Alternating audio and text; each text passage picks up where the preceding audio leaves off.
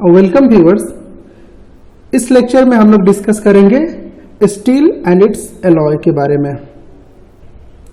जैसा कि आप जानते हैं स्टील एक सॉलिड सॉल्यूशन है और उसमें इंटरस्टिशियल कार्बन प्रेजेंट होता है। नेक्स्ट है जो हमारा स्टील होगा, इसमें जो कार्बन का प्रेजेंस होगा that is less than 2 weight %, और यदि 2% से ज्यादा होगा तो we will go for cast iron. Next है हमारा कि स्टील को 2 पार्ट्स में सब डिवाइड किया गया है। The first one is low alloy steel and the other one is high alloy steel. Low alloy steel में जो होगा अदर एलॉइंग एलिमेंट का वेट % होगा दैट इज लेस देन 10, और हाई एलॉय स्टील में जो अदर एलॉइंग एलिमेंट है उनका जो वेट % होगा दैट इज ग्रेटर देन 10। अब लो एलॉय स्टील को हम लोग 3 पार्ट्स में डिवाइड करते हैं, लो carbon steel, medium carbon steel, high carbon steel. सभी में देखिए कार्बन का वेट % दिया गया है। जैसे कार्बन, लो कार्बन स्टील में क्या होता है आपका less than 0.25 weight % of carbon, medium carbon steel में 0.25 to 0.6 weight % of carbon, high carbon steel में 0.6 to 1.4 weight % of carbon. High alloy steel जो होता है ये आपका 2 टाइप का होता है। फर्स्ट वन आपका टूल स्टील और नेक्स्ट है आपका stainless steel. If the presence of chromium is greater than 11 weight %, यदि आपका स्टील में क्रोमियम की मात्रा 11% से ज्यादा होगी तो एक प्रॉपर्टी डेवलप होता है कि it will not get corroded very easily. So इसीलिए इसका नाम पड़ा स्टेनलेस स्टील।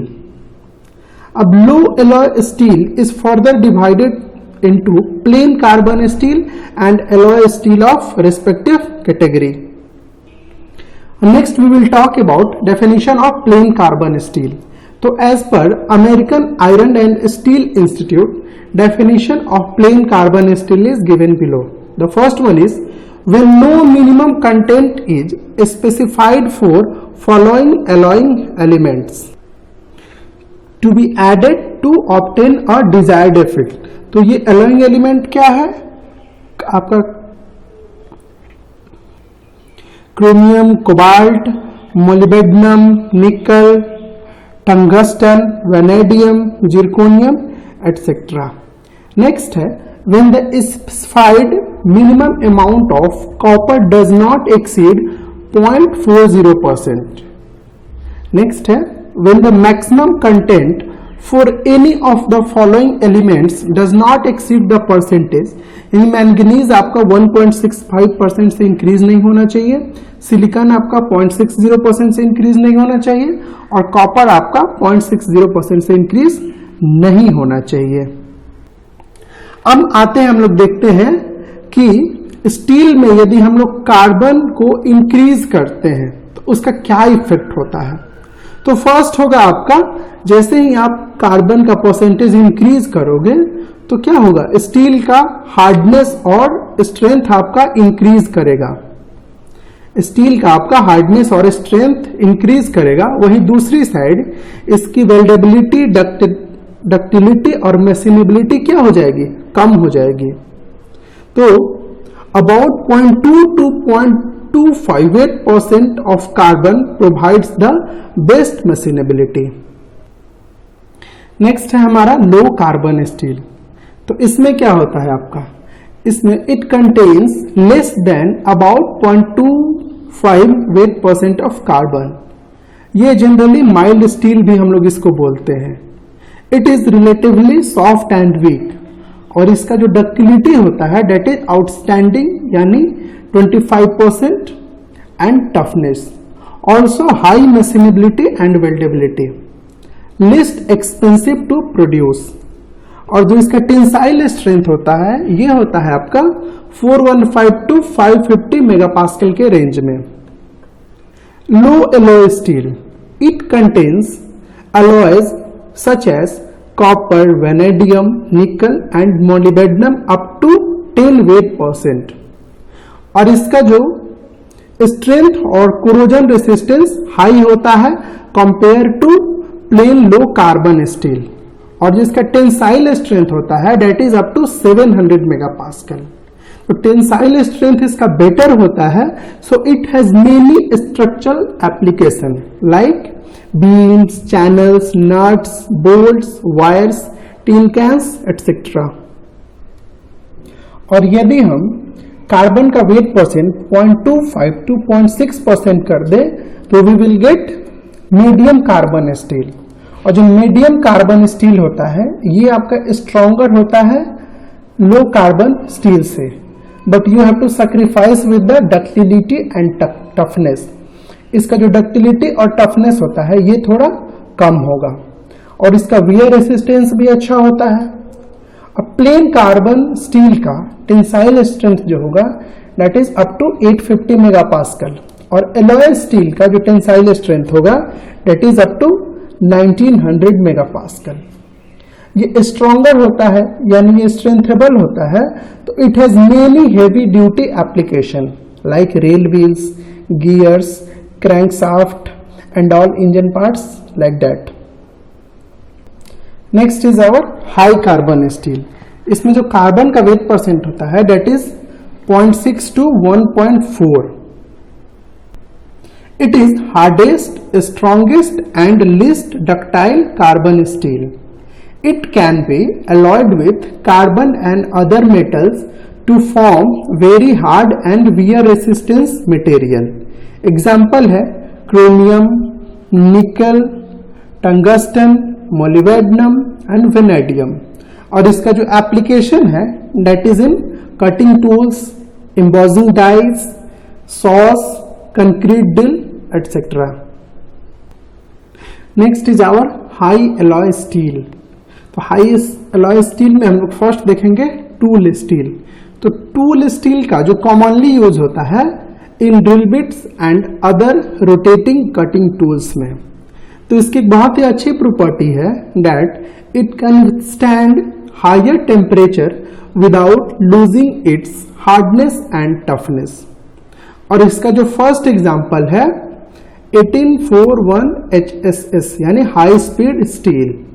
इसमें 18% टंगस्टन होगा, 4% क्रोमियम होगा, 1% वेनेडियम होगा with in carbon content of 0.6 to 0.7%। अब cobalt high speed steel. Cobalt क्या करता है आपका increased heat resistance. Molybdenum high speed steel. Molybdenum क्या करता है आपका increase hardness and wear resistance. Also cost effective replacement for tungsten in tool steel. तो ये कुछ ड्रिल बिट दिया हुआ है आपका और ये कुछ कुछ कटिंग टूल्स में हम लोग इसका यूज करते हैं टूल स्टील का। Next is high alloy steel में आपका नेक्स्ट है जो स्टेनलेस स्टील।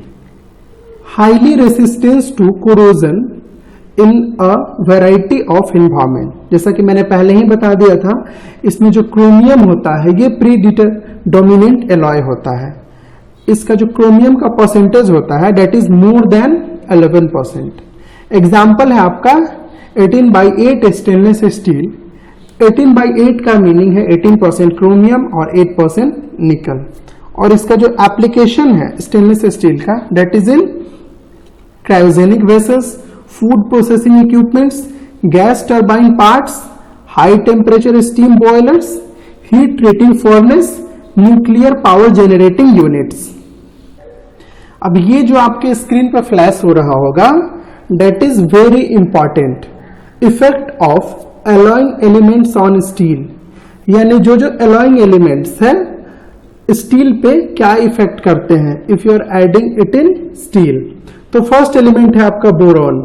बोरॉन से क्या होता है आपका boron improves hardenability without the loss of machinability. Chromium क्या करता है आपका improves oxidation and corrosion resistance at oxidation at high temperature. Corrosion resistance में be enhanced by nickel and molybdenum additions. Third alloy है आपका कोबाल्ट एंड टंगस्टन। तो ये क्या करता है improves strength and hardness at elevated temperature. Sulphur improves machinability when combined with manganese Alone it increases brittleness and lower impact strength and ductility. Manganese क्या करता है आपका? Improves hardenability and wear resistance. Counteracts with brittleness caused by sulfur. अब molybdenum का क्या role है? Improves hardenability, toughness, improves elevated temperature strength, creep resistance. अब निकल का क्या रोल है? Increases strength and hardness without sacrificing ductility and toughness. और वेनेडियम हमारा क्या करता है? अब increase strength, hardness, wear resistance and resistance to shock impact at high temperature. Titanium जो है आपका ये improve strength and deoxidizes steels. ये हमारे पास एक 2015 का डाटा है, top steel producing countries and companies. ये दिया हुआ है कंट्रीज का लिस्ट और ये है आपका कंपनीज का लिस्ट. तो इंडिया इसमें क्या होता है? 3 नंबर पे रैंक कर रहा है. That has capacity of 89.4 million turns per annum. और जो कंपनी है आपकी फर्स्ट रैंक है आर्सेलर मित्तल की, जिसका कैपेसिटी क्या है 97.14 मिलियन टन्स पर एनम.